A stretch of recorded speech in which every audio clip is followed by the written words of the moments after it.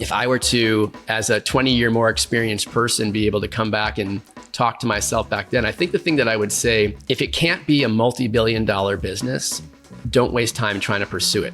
Because the biggest enemy of a startup's ambition is to spend the time from any of their important people on things that are constrained by market size. There's a connection few founders make, and that is the best practices 101 at doing customer interviews and deciding what to build is almost exactly the same as sales 101 in building your sales playbook.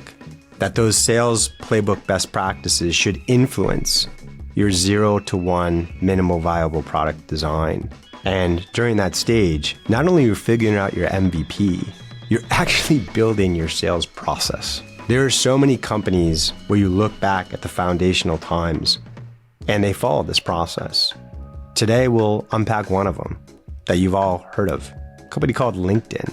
You look back on that early team, it's like looking back at a franchise dynasty in any major sport. And one of those players is my friend, Mike Gamson, one of the first sales hires founding CRO. And he's going to walk us through how they thought about it, how they thought about the 0 to 1, and how they were building their sales process and sales strategy before they even had a product. My name is Mark Roberge, and this is The Science of Scaling.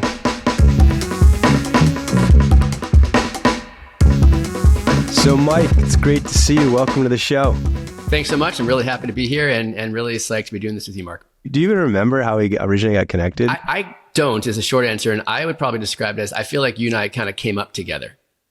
You know, there was like this. Yeah, it was like, both, I think you were always many ticks ahead, but yeah. I don't know. I feel like we were both, playing significant roles in companies we felt really passionate about that were hitting inflection points around the same time. Do you remember way back, I think it was like 2011 or 2012, like HubSpot was clearly going a certain direction around content production. And I think you and Jeff and a lot of the leadership at LinkedIn had some percolating ideas around content. And like, we're talking to different people who were supposedly good at it. I said, I guess like us. And you were like, hey, can we like buy you guys? and we were like, let's get Jeff and Brian and Dharmesh together. And it got kind of close. Yeah, there was a definite alternative universe where we ended up as one company. And, what I remember from that time is I think there was a unique simpatico amongst the executive leadership where, again, HubSpot's a very special company that was built by very special founders who had a specific eye towards the product and the culture, et cetera. LinkedIn, very much the same thing. And I think both of us probably looked around the landscape of other companies and usually didn't find companies that resonated so deeply with what our members and customers would want and what our employees would find to be appropriate. And I think there was a real moment there where there was a could have been. Hey, I don't know if we're getting in trouble by talking about this, but it was way back 15 years ago. So anyway, I think both companies statute of limitations on private so, information, I think. Yeah. Well, anyway, let's unpack that journey because it was quite a doozy. And let's go back to the days when you first heard of LinkedIn. And I don't even know the story actually of how you met them and they met you. Can you unpack that for us? So I joined in August of 2007 and my job description said, figure out something to do for money. It wasn't like you're the head of this or the person of that. It was literally figure out something to do for money. And most of my ideas were really lousy. I didn't understand LinkedIn's culture. I didn't understand what it meant to really put your free members first. I had just come out of an enterprise software world where the products that I was building and selling were for hedge funds and asset managers. And so I got to LinkedIn. I'm like, holy smokes, this has like the most amazing data in the world. Let's take all this data and let's sell it to hedge fund managers and have like an investment product. And I wrote up this little thing and I brought it to Reed, and Reed's like, that's a terrible idea. Like, how would you feel if you were a member and we sold your data? Hey folks, just Mark here. I mean, isn't this really cool to see how like instigated by Reed from day one, their mission of member first? Like, don't screw over the member. That's what this is all about. You just see so many companies where like, we should probably have a mission statement. They come up with something, but it sits on the desk and collects dust. It doesn't drive decisions. You can see how much is driving the decisions here, from like the selection of the monetization strategy to the value propositions, eventually, as this unfolds, even like the type of people they hire to sell this thing. So it's just really cool to like see how impactful a founder and their mission and their selection on that mission and how it influences key decisions to drive the success of the business. Let's get back to Mike. And I was like, oh, I guess I not feel great, but Reed, we can make so much money. He's like, we're never going to make money doing something that subordinates the interests of the free member.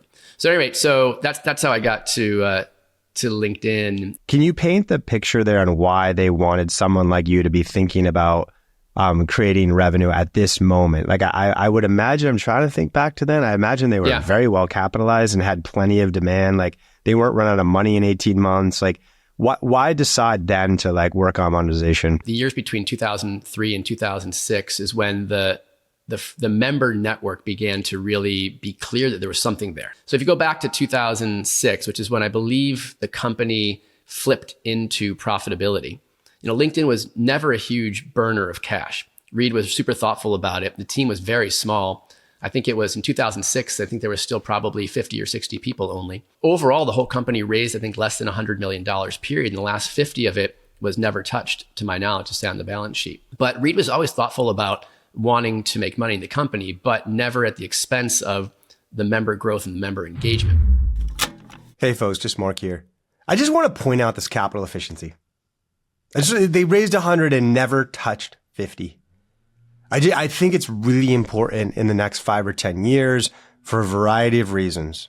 For the hype cycle that's happening in AI, for the concentration of capital, for the massive push for blitzscalers. Like, people don't realize that more wealth is generated in entrepreneurship in non-venture deals. More wealth is generated in entrepreneurship in the non-moonshots. And even just like point to some examples today, Klaviyo. Look how capital efficient they were. Go back to Dropbox when they went IPO, how capital efficient they are. Look at this instance with LinkedIn.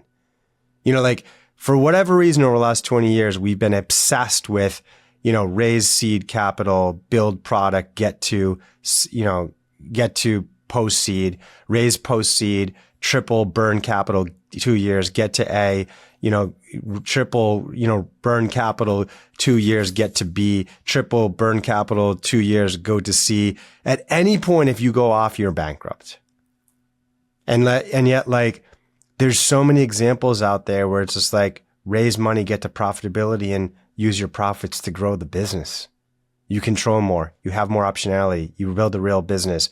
I know that's not like the blitz scale. I know there's plenty of examples where they didn't do that. That's the one that makes the front page of TechCrunch, right? But like, there's just another way. It's not considered enough. And so here's just another example on how Reed was capital efficient and used that raise to just grow and build a huge business. Let's get back to Mike. And at the time in the early 2000s, in my opinion, the world didn't really offer companies the ability to be other than, one, you're an enterprise company, or two, you're a consumer company. The idea of being both it didn't exist. And so it kind of got people confused. And so when Reed brought in Dan Nye to lead the company, he did so with the idea that because the enterprise monetization engine was going to be the thing, let me bring in an enterprise leader, bring some of that enterprise sensibility to an otherwise completely consumer company, and then we'd be off and running. Okay, so I want to unpack that first step where you're brought in. Yeah. And I want to go back and I'd love it if you could unpack like how you thought of it as like a 20-something or early 30-something Mike Gamson. And then probably more importantly, how would you do it today given your wisdom as well as a 2025 context? I think we could probably draw a fair analogy of what you were faced then to anyone today with your wisdom, and what would you have done differently to figure that out? It was a very open to ideas, time and place, where there was lots of things that we were exploring. Should it be a news company? So when I would come in with an idea of, hey, I think we should become like a Gerson Lerman group or like an expert network, which is the best of the not great ideas that we worked on in my little world that year, there was openness to it. We knew that the asset was our member engagement and our member data. We were very clear with that. That's the asset. That's the unique thing. And that's the thing that we could see the viral growth really happening. when your very first value is that free members come first, how do you monetize that data in such a way that is a good thing for the members, not a bad thing?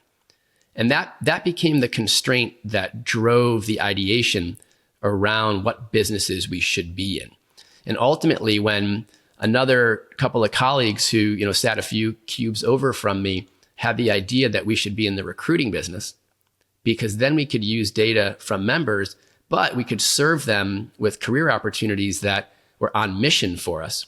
And the mission at LinkedIn was to connect the world's professionals to make them more productive and successful. And so when we looked at the expert network business first, the first thing that we started making money on in my world, it did help to make them more productive and successful. We did pay them for their expertise, and monetizing expertise was something we thought was interesting.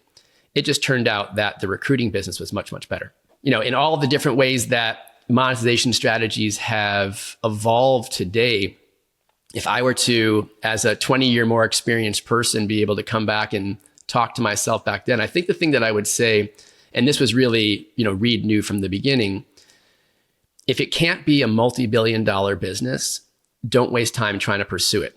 Because the biggest enemy of a startup's ambition is to spend the time from any of their important people on things that are constrained by market size. And that was really probably my most important learning of the first 12 or 24 months there.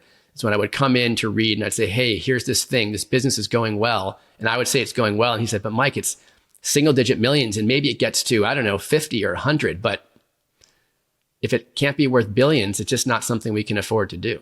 Once the idea started to marinate about the recruiting side, which was the first, from what I understand, the first major revenue driver, yep. And is still major today. Yep. How did you pursue it? Like, how did you dip your toe? Did you go all in? Was there an experiment you ran? Like, how did that unfold? The most expensive thing you can do as a software company is build something that nobody wants. That's sometimes an existential problem. This guy, Frank Robinson, taught us his process for doing a market validation. It's very structured. You go off and you speak to 30 prospective clients. You have a product manager, an engineer, and usually a sales and marketing person in a little pod. And you go travel in these waves and you do 5 or 6 of them at a time. You go back to your hotel room, you change your mock-ups for the next day, and you have this really intense iterative process of essentially building out the MVP in real time on the road with your prospective customers so that you exit the process either with some number of them, 10 or 15 of them, committing contractually to buy this product at this price if you build it as described, or you don't build it. Hey folks, just Mark here. What Mike's about to walk us through here is such an important process that's rarely used. The first point here is this, the mock-ups, right? Like, people think that like, okay, you have this idea, you have to test it, we need an MVP, let's invest 3 months to build a product and see if it works. No. Like, rarely is that necessary. And what they're doing here is mock-ups. They're just like using mock-ups. I don't need to show you a product demo. This is like, this is what it's going to do and this is what it's going to look like. And I can just like run my process to figure out if that's interesting and going to work. And I get a sense of the funnel shape before I even build that. This happens all the time today in PLG. We'll have a company like, oh yeah, like we should do PLG. Let's do PLG. Okay, great. Let's do it. All right. So we're going to start testing it in 3 months. Why? Oh, because we have to build like the product first and the funnel shape and the why, we have to get them to be able to sign up and then take a credit card. And it's like, it's going to take like 3 months. Like, no, don't do that. Tomorrow, set up a couple paid ads and a landing page and send people to the landing page and see if you even get anyone to the landing page and see if you get anyone to even sign up. And if, God forbid they sign up, just say, oh yeah, we're building this. Sorry. No one's going to be upset. But it's like you can go through all those learning moments and get significant confidence that what you're going to invest the 3 months in to build the MVP is actually going to work and be sellable. Case in point with Mike here. Let's get back to him. And when we were on the market validation tour for the recruiter product, I just never heard feedback like that before. The product manager, Greg Cervelli at the time, and George, we would get back and we would say, holy smokes, I think, every one of those prospects, you get a baseball score. They named it a home run. It's like a 10 out of 10. They said they buy it immediately. They didn't even, blink at the price we wanted to sell it at. We knew we had something special. And so I think literally from that moment of how many folks were willing to buy it, we knew we had something special. So that's thing one. So then once you have something special. Before you go on, Mike, real quick. So sorry, like, because I love it so much. I see so few entrepreneurs pursue this process. Yep. You mentioned that you'd kind of show them some stuff, and then you'd say you'd get them contractually committed if you were to buy it. Can you unpack that? You go forward in waves. And so the very first top of funnel waves, you're not getting anyone to commit to anything except a next meeting with the stakeholders. So you yourself hold yourself to a discipline of you don't have a meeting unless the decision-making unit, including the buyer and the user, are there, which is hard. You're basically front loading all the hard things about sales before you even have the product. But when you've done all that work, the most expensive time for a software company is the engineering time. So it really just de-risks that. So now let's say you're 2 months in, you're a couple of waves in, and you've got the MVP nailed, and now you're really starting to get to the practical side of, should we build this? Is this going to be the highest priority thing that we're working on as a company to supplant another priority, or is this like a nice to have? And so the only real way to discern that is to extract a commitment from the client or the prospective client. Because if they're not willing to say, I want to buy it and become a chartered client, which is the nomenclature in this program, then you don't have a real sale here. You've got a sure, maybe, which is not what you build software around. Hey folks, just Mark here. People don't realize what's actually happening here with how Mike is bringing this to life. With what people think is customer interviews and customer research and figuring out what you're going to build, you're actually running your sales process. You're simultaneously building your sales playbook. If you read some of the best work in customer interviews and product management, one of them is like the mom test.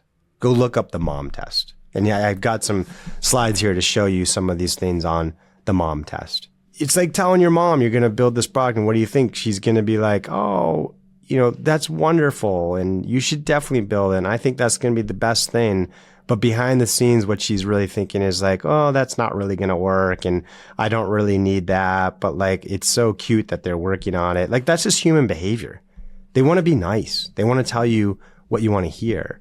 And so the rule 101s on good customer interviews and product management is like, focus more around asking open-ended questions around how they're thinking about the problem. How are you thinking about this problem?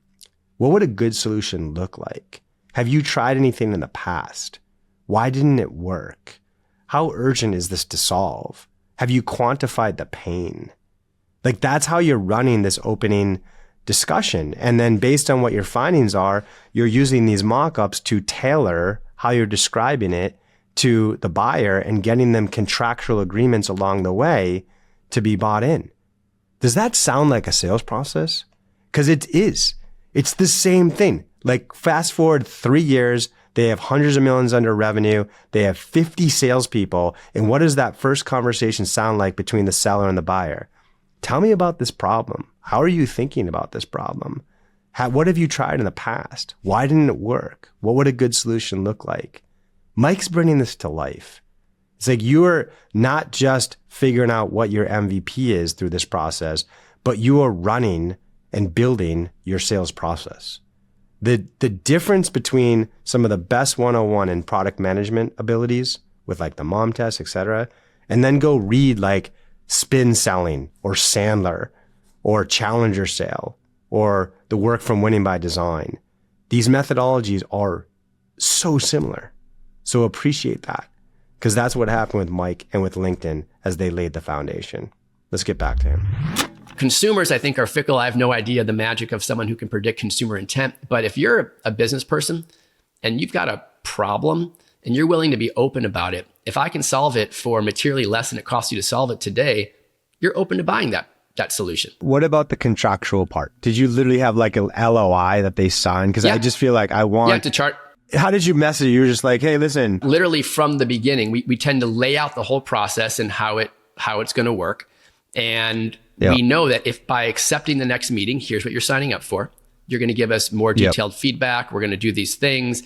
And by the end, if you want to be a charter customer, you have to sign the charter customer document. Did you price it for profitability, or how was it priced? No, we priced it for market share capture. Good question. We priced the first unit at $5,000 per person per year. which was pretty high for a SaaS product back then. If you were a recruiter and you were paying an outside agency $30,000 for a hire, paying $5,000 for a seat of software that could help you make a bunch of hires, it was a cost savings tool for these clients. So then how do you know if you're going to the next phase? Because it's kind of like, okay, I'm feeling the phases out. There's a wave. There's a bunch of first meetings. Yep. You're being super clear about commitments along the way, where the first commitment is bring the DMU to the table. Eventually you're getting to commitments where you have some sort of target of like 5 to 10 of these alpha or beta customers that are signed on. What is it? You build the product, and then what do you do after that? Like anytime you're managing a funnel, let's say you start with 30 good meetings, the shape of that funnel declining into charter customers is really important. So there's the core group who's managing this process I mentioned is usually the product manager, the lead engineer, and then a sales or marketing person. There's another group that meets more like monthly, and those are typically the executives inside of your company who are the end decision makers on will this be funded. And so there's usually 2 or 3 processy check-ins along this 3 or so month process where you come back in and you report out, here's what we learned in wave 1. Out of the 30 people that we met with, 27 of them are still interested and have committed to a next meeting. And if the answer is 27, that's pretty good. If the answer is 9, maybe not so good. Or maybe you've got to refine who's at the top of your funnel. Hey folks, just Mark here. Yeah, we have to unpack this too, right? Like he's choosing the 30. He's choosing the 30. Let me give you some perspectives on this. I don't know if this is exactly how they did it or not, but like based on the dialogue, it seems like it went in this direction. It's kind of like, yeah, you could try to boil the ocean and do this for everyone in the world, right? Like North America, South America, Europe, Asia, big companies, small companies, tech, industrials, finance, healthcare. Don't do that. Like it's rare that you're going to come out of the gate with all of that. But at the same time, you also can't like do it for like left-handed recruiters that live in, just west of the Mississippi that work for like small businesses. It's like you can't be too constrained either. Right. So like have some hypotheses on where you think the early adopters and the gold is going to be. And it doesn't have to be like go from 0 to $1 billion in revenue on it. Like we're just like, let's go from 0 to 10 on them. As long as we can get there fast and also have a high amount of conviction that we can expand it out. And Mike talks about this a little later that they did, then we can pick it. So you pick like 30, whatever, of some variety. Maybe there's 5 different cohorts and let's see what happens. These 2 cohorts did really well. These 3 didn't. Okay, let's try it again. This time we fill the 30 with only the 2 that did really well. Holy cow. Now it went from like a stage 1 to a stage 2 to a stage 3 conversion of 10%, 10%, 10%. Because we honed it in, it's now like 60%, 60%, 60%. We have a real funnel. We can't get to $1 billion in revenue on this, but we can get to 10 million, 20 million, 50 million. And I'm very confident that if we crack this, it's going to be very easy to leap over to this other segment that'll get us to the $1 billion. That's how he thought about it. Let's get back to Mike. And so you begin to discover where your real sweet spot is for the MVP that you want to build. And then sometimes you go back and you refill the funnel. So you get to another 30, but now all at the sweet spot. But what you're looking for is that the degradation of interested people from one phase to another is not rapid. So I'm curious like how you thought about that 30, because when you're thinking about like building a multi-billion-dollar business, you want a couple from Africa, a couple from South America, a couple that are big, a couple that are small, a couple that are from industrials, a couple that are from tech to prove the size. But that diversification flies in the face of the funnel, like preciseness. So how did you think about that? If Salesforce comes to sell to you and you're in one industry or another, the number of human beings in your industry who are involved have nothing to do with your likely effective use of that product. But for us, it had everything to do with it, LinkedIn. And because the value of our SaaS application Recruiter was directly tied to the amount of people you could find in it who you care about and look for, when we went out into the world and did these market validations, if we were talking to a prospective customer who was in an industry or a part of the world where we didn't have enough network density, like enough members, we just couldn't create enough value for them. And that was the case for the next 10 years. We would do often as part of our demos, we'd say, hey, give me the hardest search that you're looking for now.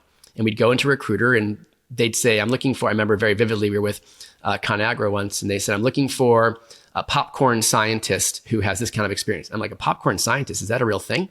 Turns out there were like 8 popcorn scientists in LinkedIn at that time. And the guy's jaw just hit the table and he became a customer right then because like, you can find the popcorn scientists on this thing. We could tell based on consumer data and consumer usage where the enterprise opportunity was going to be today and where it was going to be next year and where it was going to be the next year. So we had a very unique opportunity to go to market kind of region by region and industry by industry, knowing that we weren't giving up on the other industries forever, but we had to wait for the network growth to happen. And based on that funnel shape, because there weren't many people who opted out for this, we knew we had something special. And we could just look at the data about how the consumer network was growing, first in the United States, then in the ex-British Empire, then through Western Europe, then eventually through developed Asia, and then eventually into South America and in Africa. But from that, you could predict with great specificity where the enterprise product would have enough network density to be useful. So now we've decided to focus on the product recruiter and this business. And then there was a huge question, I think highly germane, for the folks who are listening here about, well, how do we bring it to market? Because to also bring you back into nearly 20 years ago, Silicon Valley, Google was the absolute king of the hill in terms of the company that everyone aspired to be more like, the company that was resetting every record of growth, profitability, in doing incredible things. And there was some quote where they described salespeople as a bug when the software is not good enough. That was the prevailing thought among many at the time, 2008, 2009, where if you design your product well enough, you don't need salespeople to sell it, was essentially the idea. I didn't believe that. Hey folks, just Mark here. Yeah, that happened. I remember it. The 90s, we were still coming out of honestly, 80s, 90s, best sales team won. That's it. Wasn't product. It was on-prem. It was shelfware. Best sales team won. You got it. You got the contract, game over. The company bought the servers. They deployed the software. They hired a change management consultancy to teach everyone. And the software sucked. It sucked. That's where shelfware came from. It didn't matter. Someone put their neck on the line. You were stuck on it with it for 10 years. It all changed with the internet. You can buy it in a day, just get a login, and you could leave. It was all about retention, churn. And because you could do it that quick, you didn't need salespeople. Product. This is the day. This is the time. The engineer was now the most important person. Forget about the sellers. It's exactly what Mike said. If you need salespeople, it's because you were bad at product. But then I don't know, somewhere in 2012, 2013, someone had one of those crazy funnels and hey, maybe we should try a salesperson, and boom, revenue tripled. So we figured out a good balance now, right? We can't build shelfware with crappy products. It doesn't work today. You're not going to have good reviews. No one will adopt it. We're smarter than that. But at the same time, it's extremely rare to run a test at scale where a humanless funnel versus a hybrid that has sellers in it, where the latter is not going to accelerate revenue and build a better business. And that's where we've settled into today. But that wasn't the case back then. And Mike had this barrier to get through. Let's hear more of his story. And so I remember very vividly in an exec staff meeting, then at a board meeting, talking about my belief that I think we might need to hire an enormous sales team.